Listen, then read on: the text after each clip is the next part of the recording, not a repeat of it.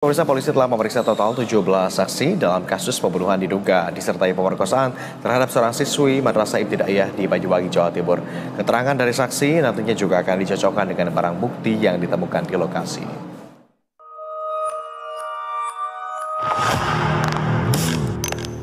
Hampir sepekan, kasus pembunuhan diduga disertai pemerkosaan terhadap seorang siswi Madrasah Ibtidaiyah di Banyuwangi, Jawa Timur belum juga terungkap. Polresta Banyuwangi terus berupaya mengungkap tabir pelaku sadis ini dengan menyisir lokasi dan memeriksa sejumlah saksi. Setidaknya ada 17 saksi yang telah diperiksa oleh pihak kepolisian. Dari keterangan para saksi, polisi juga akan mencocokkan dengan hasil pemeriksaan laboratorium forensik terkait barang bukti yang didapat dari lokasi kejadian. Bekerja di lapangan, kita sudah periksa hampir 17 saksi, kemudian kita juga libatkan beberapa ahli dari psikologi forensik maupun terapi juga untuk menggali yang menurut kami memang sesuatu yang perlu digali secara psikologis gitu ya. Tentu ini masih berproses sinkronisasi ya. Kami mohon doanya semoga ada segera dikurang. Sebelumnya seorang bocah di Banyuwangi berusia 7 tahun diduga menjadi korban kekerasan seksual dan penganiayaan hingga meregang nyawa. Dari jasad korban ditemui ada luka akibat kekerasan fisik juga seksual. Tim Liputan BTV. Dan untuk membahasnya lebih lanjut, pemirsa, kita sudah terhubung dengan ahli psikologi forensik, ada Mbak Nur Rafni yang sudah bergabung secara virtual bersama kami. Selamat sore, Mbak Nur Rafni. Sore.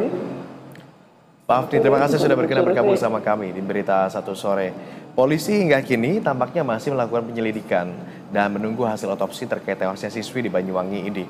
Ada dugaan pemerkosaan disertai pembunuhan. Anda melihatnya seperti apa, Mbak Afni? Ya, ini bisa dengar suara saya, Mas ya? Saya kira cukup namanya juga kalau anak itu adalah satu objek yang rentan, makanya apalagi untuk mencari seorang misalnya yang membunuh itu akan mungkin lebih sulit.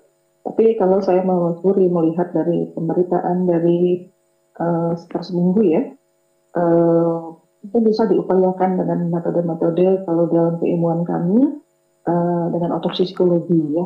Jadi mencari kiranya bagaimana kondisi emosi anak dari apa yang ada, dari bukti-bukti yang ada, kemudian dari orang-orang sekitar, bagaimana emosi terakhir, adakah cerita anak tentang hal-hal yang mendekati gitu ya, sehingga kita tahu pola apa yang memang terjadi dengan anak ini untuk kita mendekat mencari kira-kiranya tipe-tipe seperti apa yang memungkinkan untuk melakukan perbuatannya terhadap anak gitu ya. Kalau saya lihat mungkin ke arah situ ya untuk bisa membantu dalam penyelidikan supaya ada yang lebih mendekati gitu ya.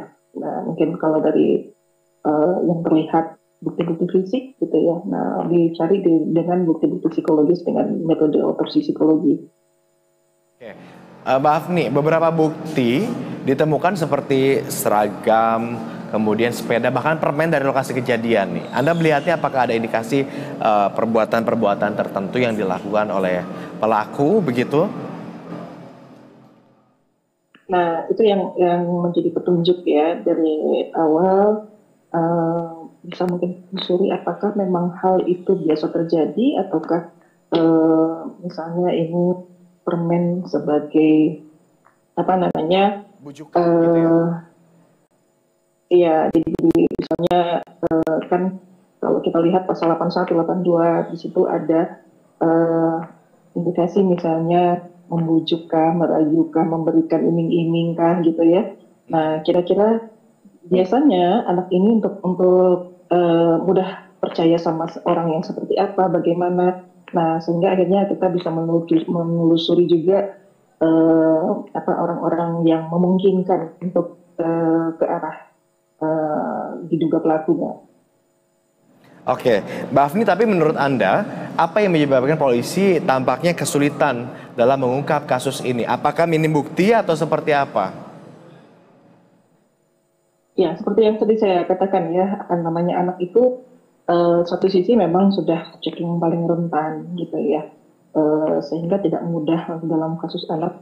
Terkadang jangankan ini sudah meninggal gitu ya, tidak meninggal saja kalau tidak ketahuan itu memang kita agak sulit untuk mencari, apalagi seperti ini. Ya, pesan saya mungkin secara contoh-contoh kasus yang sudah ada,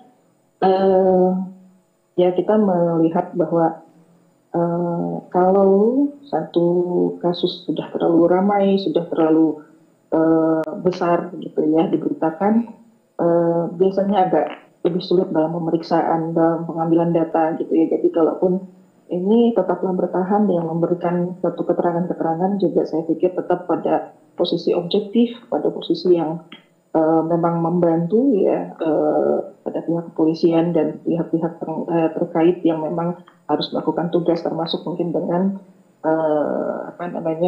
unit persoalan teknis daerah perlindungan perempuan anak gitu ya, untuk memberikan perspektif supaya membantu gitu ya. Kalau katakan sulit, saya pikir ya itu gitu ya, ini terentang di dalam kehidupan sosial gitu. Oke, terakhir barangkali Mbak Afni, menurut hemat Anda kalau begitu apa langkah seperti apa yang sebaiknya dilakukan oleh polisi dalam mengungkap kasus ini begitu agar segera menemukan titik terang? Iya, tadi saya menyampaikan bahwasanya ada hal secara keilmuan kami, psikologi forensik, metodenya ada otopsi psikologi. Jadi kami rasa bisa digabungkan berbagai cara untuk kita pada akhirnya menganalisis bersama hal-hal yang memungkinkan ke arah apa yang memang kita cari gitu ya, untuk menjawab hal itu gitu. Jadi ya, koordinasi, berkolaborasi di dalam hal ini sangat-sangat penting. Kemudian mengembangkan hal-hal yang ada, dan saya pesannya itu jangan terlalu ramai gitu ya, supaya efektif di dalam langkah-langkah pencarian. Oke, Mbak Afni, terima kasih sudah berkenan bergabung bersama kami di Berita Satu Sore. Terima kasih atas waktunya dan kesediaan Anda berbagi insight bersama kami. Selamat kembali beraktivitas. Sama-sama, terima kasih. Dan